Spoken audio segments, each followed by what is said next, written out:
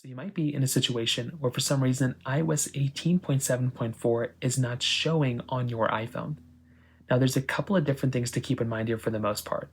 Number one, iOS 18.7.4 is really only available on the iPhones 10R, 10s, and 10s Max.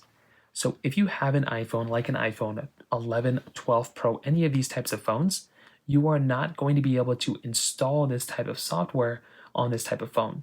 So keep that in mind. I know it's a little bit unfortunate, but that's kind of just the situation that you're kind of stuck in.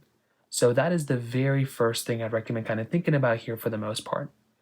Now, if it's still not showing, you might also want to go through, make your way over into your iPhone settings, go into software update, which is right over here, and then go through under beta updates right up here. You want to go through and make sure beta updates are off. That is going to be another really easy, quick thing you can kind of do as well that will go through and kind of adjust your particular phone. And that might be something you can kind of do.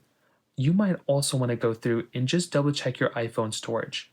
So if you're randomly almost running out of storage, that can also cause some problems. That could be another really important thing I'd recommend kind of thinking about here as well.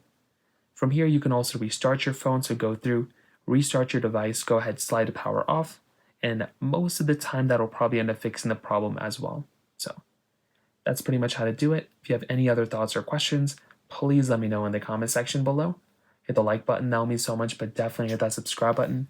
More importantly than everything else, I love every single one of you guys. Hopefully I'll catch you guys in the next video. Peace out till then.